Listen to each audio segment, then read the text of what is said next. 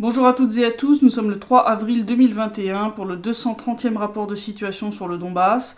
Un rapport principalement axé sur l'aggravation de la situation militaire, mais aussi diplomatique, concernant les accords de Minsk et entre autres un certain nombre d'initiatives de l'Ukraine dans ce domaine.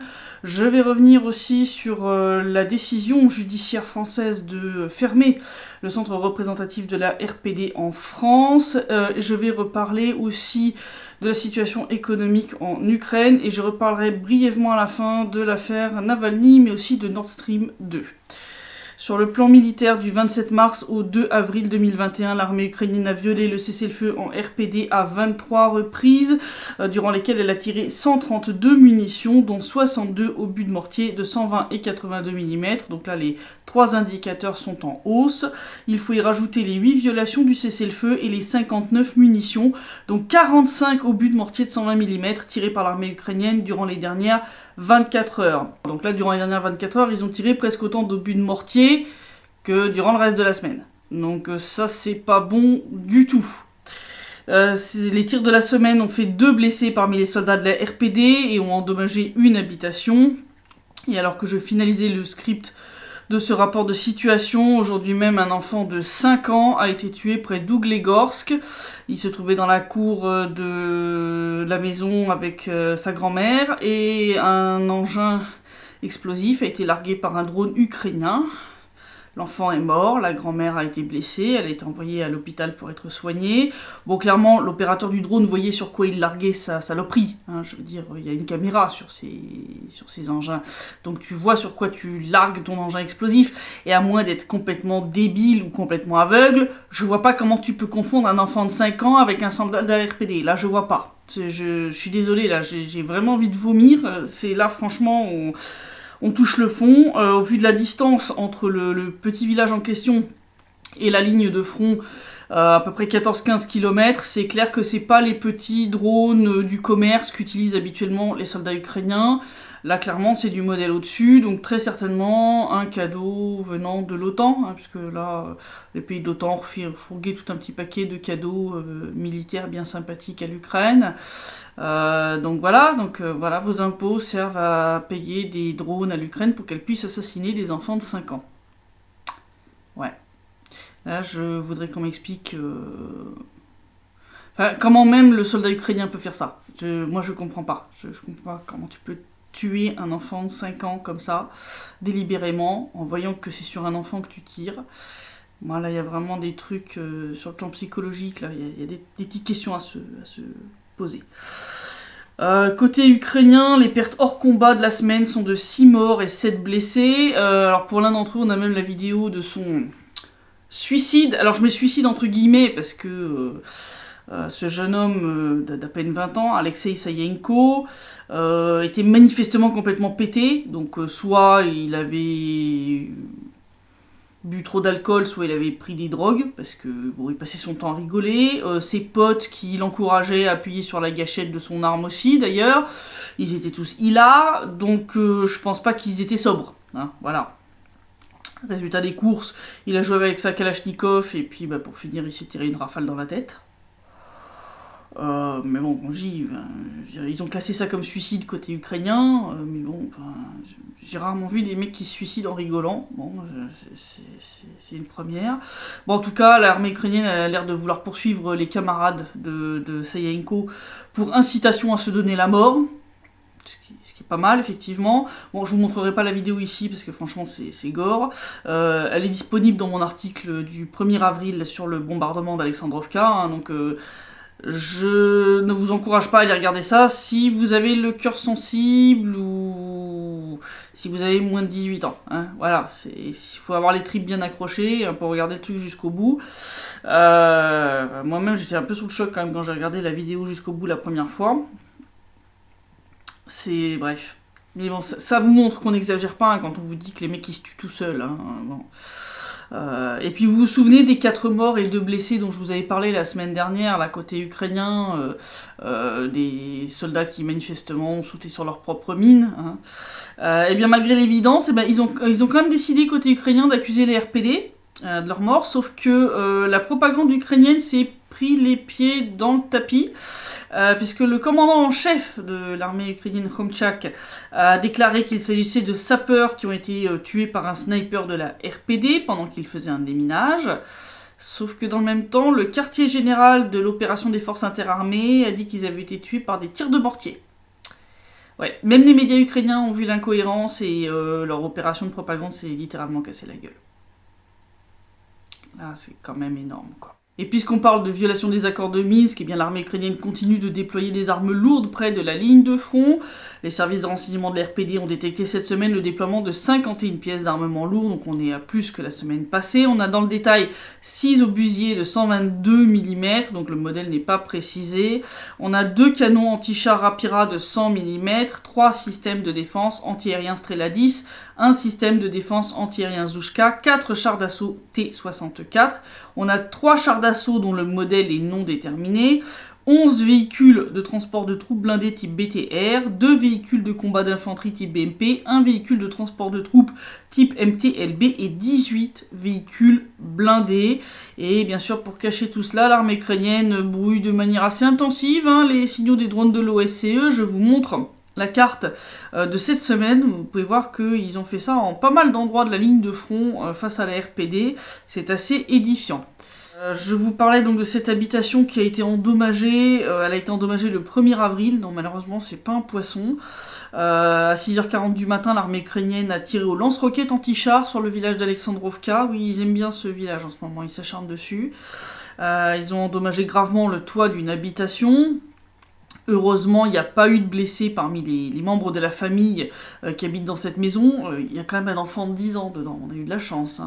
Je vous montre les photos qui ont été prises par la représentation de la RPD au sein du CCCC.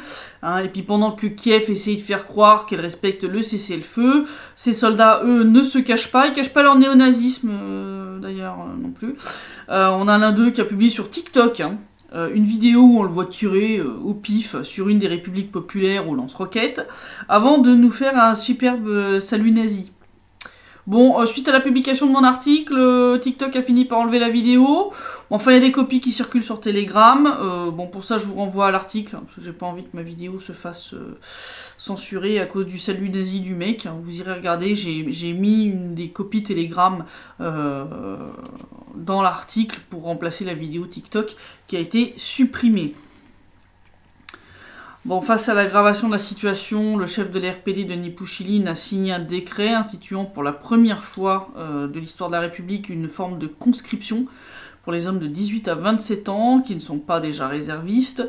Bon, c'est une conscription limitée à 6 mois et 200 conscrits qui, une fois leur service fait, pourront d'ailleurs intégrer les forces de l'ordre de la RPD. Donc ça pourra leur servir, entre guillemets, on va dire d'examen de passage ou quelque chose comme ça. Donc bon, il y a pas mal de volontaires de toute façon, donc c'est pas une conscription forcée comme on peut voir en Ukraine. Mais voilà, c'est la première fois qu'on prend une telle décision. Et je pense que la situation va continuer à dégénérer. Alors je sais que là, Xavier Moreau a fait une vidéo où lui il pense que c'est très peu probable. Je pense que c'est pas si improbable que ça. Justement, quand je vois des provocations comme là cet enfant de 5 ans qui a été tué par un engin explosif largué par un drone ukrainien, le but c'est clairement de nous provoquer, une réaction extrêmement violente de la part des soldats de la RPD pour dire « Ah, vous voyez, la Russie nous attaque ». C'est ça le but, voilà pourquoi ils font ce genre d'horreur. Et s'ils font ce genre d'horreur, c'est qu'ils ont besoin de ce casus belli pour pouvoir relancer les hostilités. Alors pourquoi je pense qu'il y a quand même une probabilité non négligeable de reprise des hostilités, c'est tout simplement parce que cette aggravation là qu'on voit donc durant les tirs durant les dernières 24 heures qui totalise un nombre d'obus de mortier presque équivalent à celui de la semaine, plus cette provocation avec l'enfant, tout ça a eu lieu après quoi ? Après des discussions le 1er avril au niveau militaire entre les États-Unis et l'Ukraine. Donc on a entre autres le général Milley qui a discuté avec Khomchak, son homologue ukrainien, le secrétaire à la défense américain Lloyd Austin qui a discuté au téléphone avec le ministre ukrainien de la Défense, Andrei Taran. Les attachés militaires des ambassades américaines, canadiennes et britanniques ont aussi rendu visite au ministre ukrainien de la Défense, à ses vice-ministres, le commandant de l'opération dans le Donbass, Naïev, et le colonel Boudanov. Tout ça, c'est public, je veux dire, voilà, c'est pas de la conspiration, les mecs le disent publiquement. Et enfin, hier, Zelensky a obtenu un appel téléphonique avec Biden, je rappelle, cet appel, il l'attendait depuis un bon moment. Appel durant lequel Biden a assuré Zelensky, je cite, du soutien indéfectible des États-Unis à la souveraineté et à l'intégrité territoriale de l'Ukraine face à l'agression continue de la Russie dans le Donbass et en Crimée. Bon, je pense qu'avec des assurances comme ça, Zelensky a de quoi se sentir pousser des ailes comme Sakavis en Géorgie en 2008. Bon, moi à la place de Zelensky, je réviserai comment ça s'est terminé pour la Géorgie. Voilà, et puis pour Sakavis aussi d'ailleurs. Bon, autre fait troublant, c'est le fait que le commandement de l'armée américaine en Europe a relevé son niveau de surveillance en lien avec la situation dans le Donbass, le passant de crise possible à crise potentielle imminente. Bon, vu que c'est eux les commanditaires en Ukraine, il n'y a rien d'étonnant à ce qu'ils soient au courant avant tout le monde. Voilà. Si en plus vous rajoutez à ça le fait que la Rada a voté une loi permettant d'appeler les réservistes en 24 heures sous les drapeaux sans appel à la mobilisation en cas d'aggravation de la situation, et si vous rajoutez à ça la résolution qui a été votée par la Rada le même jour, désignant le conflit dans le Donbass comme étant un conflit armé russo-ukrainien, ce qui est une première, je pense qu'il y a quand même une bonne probabilité que ça dégénère. Voilà, il faut juste un casus belli pour que l'Ukraine ne passe pas pour l'agresseur, mais pour la pauvre victime qui se défend. Voilà, c'est juste ça.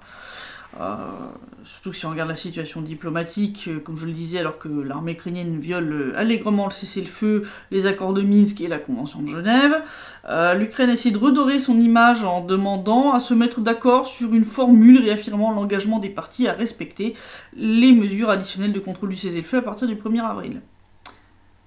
Je rappelle que ces mesures, c'est Kiev qui a été la première à les violer, et qu'elle refuse depuis des mois de préciser le mécanisme de coordination qui est censé permettre leur application concrète. Bon, sauf que, comme l'a rappelé la RPD, vu que personne ne s'est officiellement retiré de ces mesures additionnelles, elles sont toujours valables. De même que le cessez-le-feu indéfini qui lui avait été signé en 2019. Donc il n'y a pas besoin de rajouter un nouveau cessez-le-feu alors qu'une trêve indéfinie a déjà été signée. Il suffit d'appliquer ce qui a déjà été signé. Voilà, c'est tout. Je veux dire, c'est pas très compliqué. Je rappelle quand même que c'est justement pour arrêter ces systèmes de trêve temporaire qu'on prenait au moment de la rentrée des classes, des vacances de Noël ou de Pâques, qu'on avait mis en place ce système de cessez-le-feu indéfini, qui d'ailleurs fait partie des accords de Minsk. Il y a le premier point, c'est le cessez-le-feu.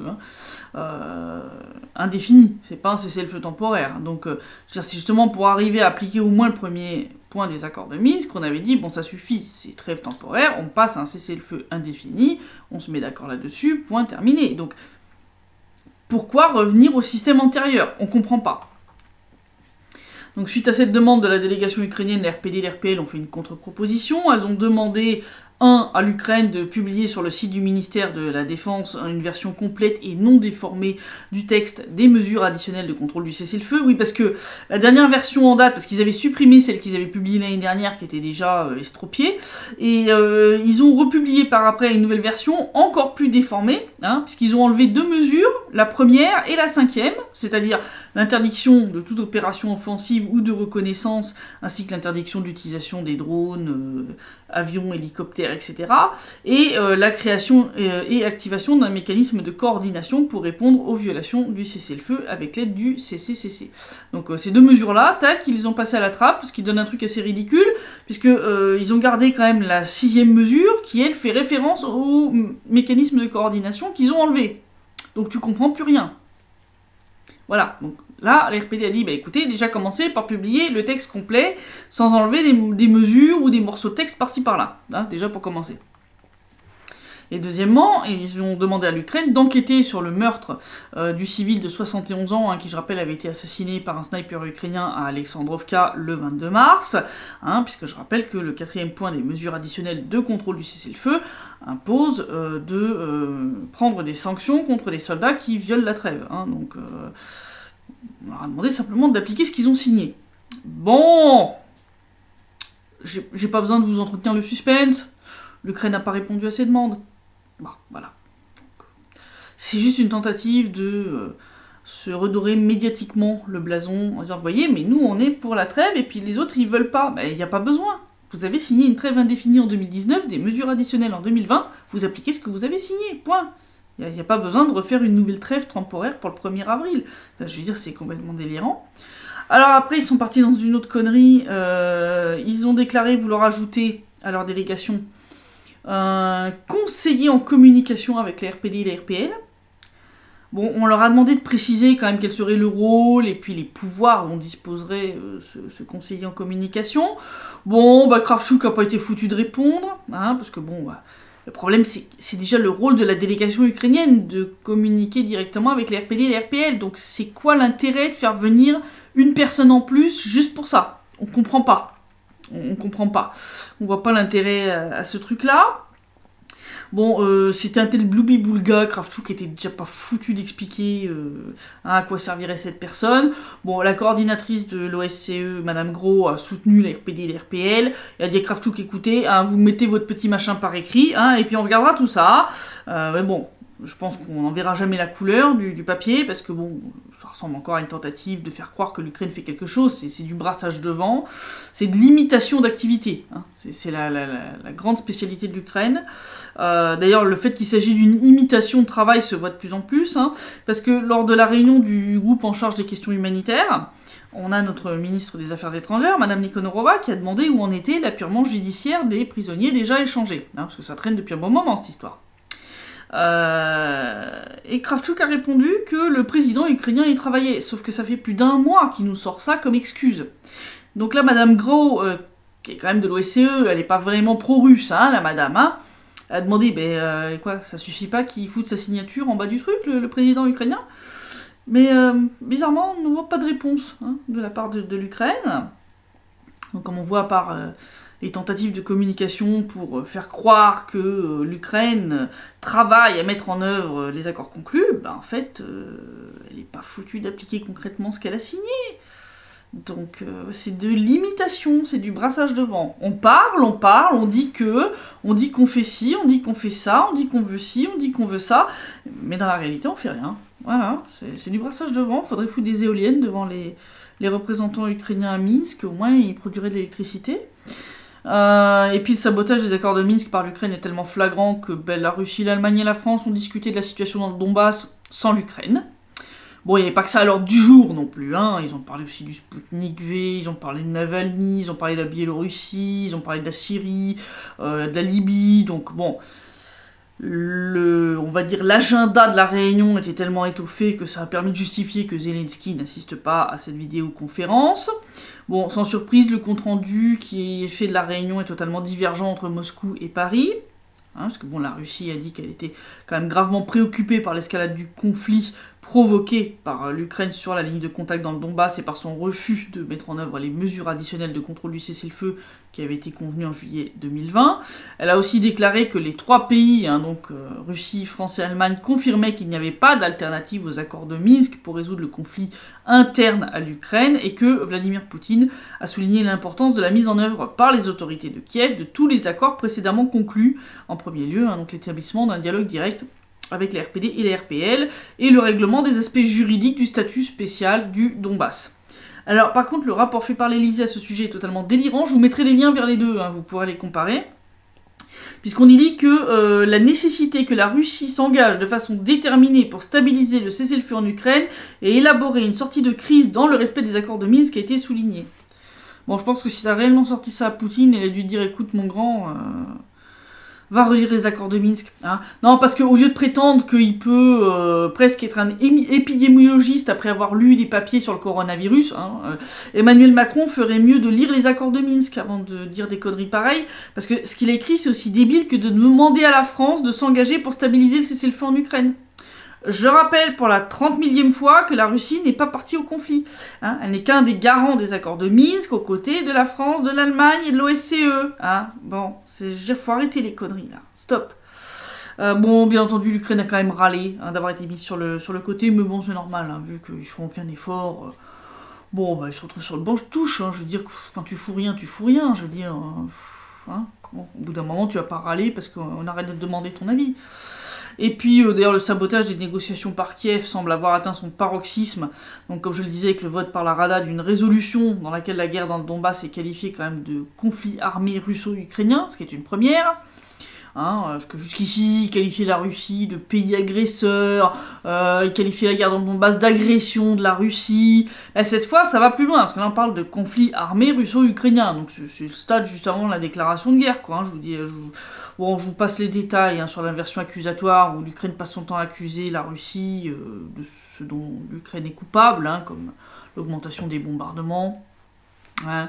Le sabotage des réunions du groupe de contact trilatéral, on va passer là-dessus, pas la peine de s'apesantir là-dessus. Mais bon, dans ce document, l'Ukraine insiste pour dire que la Russie est partie au conflit dans le Donbass, alors que, comme je vous l'ai déjà dit, c'est pas le cas. Je dis, les accords de Minsk sont très clairs, les parties au conflit, c'est l'Ukraine, la RPD, la RPL, je veux dire... on parle de la nécessité de dialogue entre Kiev et les représentants de certains districts des régions de Donetsk et de Lugansk. Je veux dire, on parle à aucun moment de la nécessité pour Kiev de discuter avec Moscou. Voilà, point. C'est clair. Ces propos dans cette résolution sont juste une nouvelle tentative de l'Ukraine de justifier son refus de discuter avec les républiques populaires et donc d'appliquer les accords de Minsk. Bon, la suite des points de la résolution, c'est le même niveau de délire. Il demande que la Russie applique le cessez-le-feu, retire ses troupes. Je ne vois pas comment, puisque ces troupes ne sont pas dans le Donbass, comme l'a admis d'ailleurs le média Strana, je vous en ai parlé la semaine dernière. Donc voilà. Pareil pour le fait de rendre le contrôle de la frontière à l'Ukraine. Je rappelle, c'est le dernier point des accords de Minsk qui pourra être mis en œuvre qu'une fois que tous les autres l'auront été. Donc non. Bon, après, ils ont exigé une condamnation par la communauté internationale des actions de Moscou et de l'agression imaginaire de la Russie contre l'Ukraine, blablabla. Bon, en clair, cette résolution, c'est juste un blocage total des accords de Minsk, pour pas dire en fait une sortie officielle de ces derniers, parce que comme les accords stipulent clairement que l'Ukraine doit négocier avec les RPD et les RPL, avec l'aide et la garantie de l'OSCE, de la France, de l'Allemagne et de la Russie, quand tu votes une résolution où tu dis que la guerre du Donbass est un conflit armé russo-ukrainien, en fait, tu effaces la partie au conflit avec laquelle tu dois négocier ces accords, l'application de ces accords de Minsk. Et tu transformes un des médiateurs en partie au conflit. Donc la résolution contrevient totalement aux accords de Minsk, et en fait, c'est l'équivalent de l'acte de décès des accords de Minsk. Je veux dire, parce que je vois pas comment l'Ukraine va pouvoir les appliquer en effaçant la partie au conflit avec laquelle elle doit discuter, et on invente une nouvelle qui n'est pas présente en tant que telle dans les accords. Ça peut pas marcher, comme ça. Je veux dire, là, Kiev vient de bloquer indéfiniment l'application des accords de Minsk. Donc là, en fait, moi je dis, c'est la préparation de l'acte de décès officiel. Bon, l'électroencéphalogramme était déjà plat depuis bien longtemps, tu me diras. Mais là, c'est un pas de plus vers la reconnaissance officielle de la mort des accords de Minsk. Bon, il reste plus qu'à savoir qui est-ce qui va signer le papier. Qui va signer l'acte de décès préparé par l'Ukraine, c'est la grande question. Mais sur le plan effectif, les accords de Minsk sont morts depuis belle lurette. Voilà. Comme je vous l'ai dit, je vais revenir plus en détail sur la fermeture du centre représentatif de la RPD en France. J'en avais parlé brièvement la semaine passée. J'ai entre-temps reçu des informations de M. Fayard, donc je vais y revenir un petit peu plus en détail. Donc je rappelle un peu les faits pour ceux qui n'auraient pas tout suivi. Septembre 2018, à la demande de l'Ukraine, la justice française avait été saisie et avait refusé en premier jugement de dissoudre le centre représentatif de la RPD en France, en jugeant que l'association de loi 1901 était légale et ne violait pas les dispositions régissant les ambassades et consulats, parce qu'elle ne prétendait pas être ni une ambassade ni un consulat, mais sous pression de l'Ukraine encore, le procureur avait fait appel de cette décision. Et là, fin mars 2021, on a eu le jugement, la cour d'appel a finalement prononcé la dissolution de l'association, en contradiction complète avec le premier jugement, ce qui est assez délirant, parce qu'il n'y a pas d'éléments nouveaux, je veux dire, il n'y a rien qui a changé. Bon, le ministre ukrainien des Affaires étrangères, Kouleba, s'en est publiquement félicité, bon, il n'y a pas besoin de Poser la question pour savoir d'où venait la pression pour faire fermer le centre représentatif. Hein, je veux dire, c'est évident, le mec était en train de se frotter les mains. Bon, moi, ce qui me fait assez tiquer, c'est quand même que le centre représentatif de la Catalogne n'a pas subi un tel acharnement de la justice française. Pareil pour la représentation de la Palestine qui se trouve à Paris, alors que je rappelle, la France n'a toujours pas reconnu la Palestine. Ouais. Je veux dire, là, on a un gros 2 poids 2 mesures. Je veux dire, si t'appliques ça à lui, tu dois appliquer ça aux autres aussi. Hein. Je veux dire, c'est pas possible. Tu peux pas en laisser 2 ouvertes et fermer l'autre. Enfin, je veux dire, ça tient pas la route. Bref, voilà, on n'est plus à ça près hein, avec la France. Bon, suite à ce jugement en appel, et comme je le pensais, le centre représentatif ne va pas se pourvoir en cassation, et va passer en fait sur une seconde association. Alors moi je pensais qu'en fait ils allaient devoir en créer une, mais en fait ils avaient déjà anticipé, hein, avant même le premier jugement en 2018, ils avaient créé une deuxième association, assez proche, hein, qui s'appelle... représentation de la République populaire de Donetsk, DNR, en France. Et donc, en 2018, ils ont créé cette deuxième association de secours au cas où. Et donc, c'est sur cette structure que le centre représentatif va basculer pour pouvoir en fait continuer son travail. Donc, ils vont laisser la première association être liquidée, hein, comme l'a demandé la justice française, et puis ils vont basculer sur la deuxième. Faut savoir que cette deuxième association, depuis son enregistrement en août 2018, son existence n'a pas été contestée par les autorités françaises, et donc elle va pouvoir prendre le relais de l'association dissoute. Hein, comme l'a dit M. Fayard, c'était le plan B en cas de dissolution pour pouvoir continuer à travailler légalement. Hein, voilà, donc si Kiev pensait pouvoir faire taire les amis français de l'RPD par la pression, eh ben, il a fait un mauvais calcul. Voilà, donc bravo au centre représentatif d'avoir anticipé et d'avoir créé cette deuxième association à l'avance. C'est la bonne chose à faire, mais je pense que Kiev va pas s'arrêter là. Je pense que malheureusement ils sont plutôt du genre à pas lâcher l'affaire. Donc c'est assez... moi je suis assez effarée hein, par la justice française, plutôt par l'injustice française. Mais bon. Je vais vous parler de l'évolution de la situation en Ukraine sur le plan économique, puisque ça y est, la grande braderie a commencé. Hein, voilà, après avoir privatisé les terres, eh bien, le 30 mars, la Rada a voté une loi permettant la grande privatisation, c'est-à-dire la vente de grandes entreprises du pays à des investisseurs privés, hein, donc des entreprises qui sont des entreprises publiques. Bon, le but, c'est de remplir le budget du pays qui pâtit quand même méchamment des mesures prises pour lutter contre le coronavirus. Parce que là, ils ont quand même un déficit de 246,6 milliards de hryvnias, soit 7,5 milliards d'euros. Donc là, ils essaient de vendre tout ce qui peut être vendu. Hein. Les premières entreprises qui vont y passer seront la première usine de construction de machines de Kiev, l'usine bolchevique, l'usine portuaire d'Odessa, la société minière et chimique unie, l'hôtel président et 6 entreprises d'électricité. Ils ont mis aussi toute une liste d'entreprises qui ne peuvent pas être privatisées, qui sont donc exclues de cette grande privatisation, mais qui pourront néanmoins voir jusqu'à 49% de leur capital être acheté par des investisseurs privés, entre autres la Poste, le chemin de fer, Naftogaz, etc. Donc c'est une privatisation qui ne dit pas son nom, hein, que ça sera bien ça. Bon, les seuls qui vont pouvoir bénéficier de cette manne seront bien sûr les Occidentaux, hein, puisque après l'affaire Motorsiche, les Chinois sont pas prêts de remettre un copec dans l'économie ukrainienne. Et puis les Russes, ils n'ont pas le droit d'investir en Ukraine, donc à part les Occidentaux, il n'y a personne d'autre qui va les risquer ces bifetons. Hein, parce que les Occidentaux sont les seuls qui sont, entre guillemets, assurés de pouvoir récupérer à un moment leur mise. Et puis grâce à l'épidémie de coronavirus, ces entreprises vont pouvoir être rachetées pour une bouchée de pain, parce que leur prix s'est effondré. Et les investisseurs occidentaux vont pouvoir s'en mettre plein les poches. L'Ukraine va vivre en pire ce que la Russie a vécu dans les années 90, quand il y a eu la grande privatisation, la grande braderie. Donc voilà, donc là, ils ont vendu la terre, ils vont vendre les dernières entreprises publiques. Puis après, à part vendre les habitants ou leurs organes, remarque, ils y sont déjà. Hein, puisque je rappelle que la gestation pour autrui est un business florissant en Ukraine. Hein, je veux dire, les femmes ukrainiennes louent leur utérus. Voilà. C'est pour faire de l'argent, pour s'en sortir.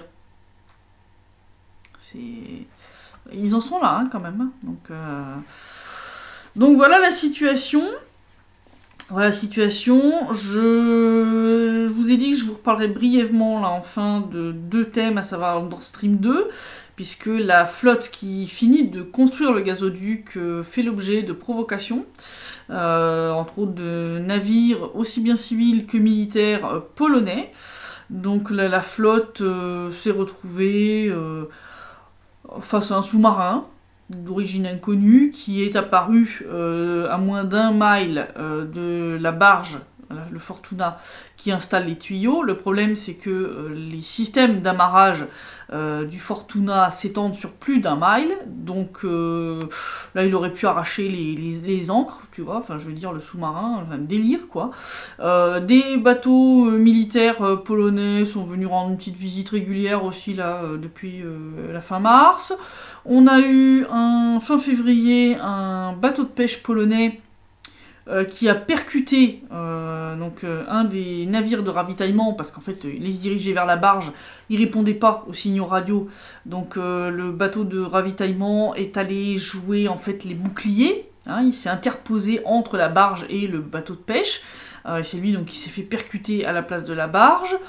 Une fois qu'il a percuté, là d'un seul coup, par contre, le capitaine était ah bah ouais non désolé mais j'avais soi-disant un problème avec mon gouvernail. Et tu pouvais pas répondre à la radio d'abord, enfin tu vois, enfin je veux dire c'est un peu bizarre. Bon, fin février ils se sont dit c'était bon peut-être un incident isolé, mais après le coup du sous-marin, des bateaux militaires polonais et puis du survol régulier par des avions, entre autres polonais. Bon, là, ils se sont dit, ouais, ça ressemble plus à des provocations organisées. Et là, le 30 mars, il y a eu 2 bateaux, dont un bateau de pêche, de nouveau, polonais, qui se sont de nouveau approchés de nuit de la barge. Donc là, un des navires qui escorte la barge est allé de nouveau s'interposer avec les grosses lampes allumées pour bien dire bon écoutez on vous a vu ça suffit. Pareil, pas de réponse aux appels radio, et quand ils ont vu qu'ils étaient repérés ils se sont sauvés sans dire un mot. Bon donc après ça là la société Nord Stream 2 Hagué elle pété une gueulante dans les médias publiquement pour dire bon ça suffit. Mais clairement on voit que le projet les dérange et qu'ils sont prêts à tout. Personnellement je n'exclus rien parce qu'ils sont tellement aux abois pour essayer de faire arrêter ce chantier que je pense qu'ils sont capables de n'importe quoi. De même que le père Navalny, hein, parce que je vous en reparlerai un petit peu, parce que là il est en train de nous jouer les malades imaginaires pour essayer d'obtenir un certificat médical qui lui permettrait de sortir de prison, parce que c'est ça en fait hein, qu'il est en train de nous faire. Parce que là il prétend avoir super mal à une jambe et au dos, mais des vidéos prises dans la prison montrent qu'il marche en fait tout à fait normalement. Hein, donc il n'a pas l'air d'avoir de problème pour se déplacer. Moi quand j'ai super mal à une jambe, je boite, hein, je vais dire, ça se voit. Il a reçu une prescription après examen par les médecins de la prison et de l'hôpital de Vladimir. Il a été emmené pour faire une IRM. Ils lui ont donné une prescription, il refuse de prendre les médicaments. Exige de voir son médecin. Bah oui, comme ça son médecin pourra lui faire un joli certificat médical de complaisance disant qu'il est à moitié grabataire et qu'il faut qu'il sorte de prison. Hein, on en a vu d'autres comme ça. Non, en fait ce qui se passe en fait, c'est que Navalny se prend des amendes à répétition parce qu'il refuse de se plier aux règles de la prison, comme le travail obligatoire, monsieur refuse de travailler, les heures de lever, les ordres, il refuse de se plier aux ordres, donc en fait sa pseudo-grève de la faim là qu'il a déclarée, c'est du grand n'importe quoi juste pour faire parler de lui. Je veux dire, face au scandale, eh bien, Kirill Vyshinsky et Maria Butina. Il s'agit du journaliste qui avait été emprisonné en Ukraine injustement pendant une très longue période, et Maria Butina qui elle avait été injustement emprisonnée aux États-Unis, accusée d'espionnage, etc. Qui représente donc une organisation de défense des droits de l'homme, hein, ils sont bien placés pour en parler, sont venus lui rendre visite dans sa prison. Il était infect avec eux.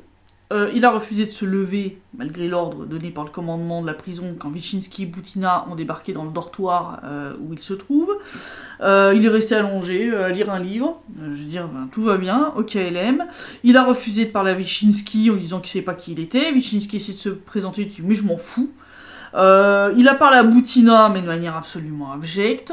RT a interviewé ses camarades de chambre qui ont confirmé qu'il refuse d'aller travailler, il refuse d'appliquer les ordres, qu'il va bien, hein, qu'il n'est pas du tout maltraité, que contrairement à ce qu'il raconte, on lui fout pas une lampe dans la gueule toutes les heures pour s'assurer qu'il dort. Non, il y a effectivement un garde qui passe toutes les heures avec une petite caméra pour vérifier qu'il est bien là, qu'il s'est pas sauvé, ou qu'il tente pas de nous faire un pseudo-suicide ou je sais pas quelle connerie. Mais voilà, je veux dire, c'est un peu normal, je veux dire, c'est un personnage suffisamment public pour s'assurer que, voilà, on prenne toutes les précautions. Mais donc, il va bien, hein, je veux dire, puis bon, ce pseudo-grève de la faim, on voit sur les vidéos qu'il a un thé à la main. Alors, tu parles d'une grève de la faim, bon, hein, c'est une grève de la faim à la Savchenko, où elle a pris 10 kilos, quoi. Bref, du grand n'importe quoi. Donc, non, faut arrêter avec les violation des droits de l'homme concernant l'emprisonnement de Navalny. Pépère, il est traité comme un coq en pâte, on lui laisse faire n'importe quoi, je veux dire, n'importe quel autre prisonnier qui refuse de travailler, etc., il finit au mitard. Hein, je veux dire, donc encore une fois, il a quand même un traitement privilégié, faut arrêter, il va bien, il n'a pas de problème de santé, c'est juste que monsieur ne supporte pas d'être en prison et est prêt à faire n'importe quoi et à dire n'importe quoi pour pouvoir en sortir, c'est tout. Voilà. Donc voilà l'évolution de la situation. Donc comme je le dis, je crains malheureusement que la situation va continuer à dégénérer quand je vois qu'ils en sont à tuer des enfants de 5 ans. Hein, l'armée ukrainienne tue des enfants de 5 ans pour essayer de provoquer une réaction extrêmement brutale de la part des milices populaires. Leur but, c'est d'avoir un casus belli, c'est tout. Ils ont obtenu le feu vert de Washington, ça y est. Hein, Zelensky a eu son petit coup de fil de Biden. Ils ont eu une petite discussion au niveau ministre de la Défense, chef de l'état-major, commandant en chef de l'armée, etc. Je veux dire, pour moi, ça ressemble vraiment à un remake de ce qui s'est passé en 2008 en Ossétie du Sud avec la Géorgie.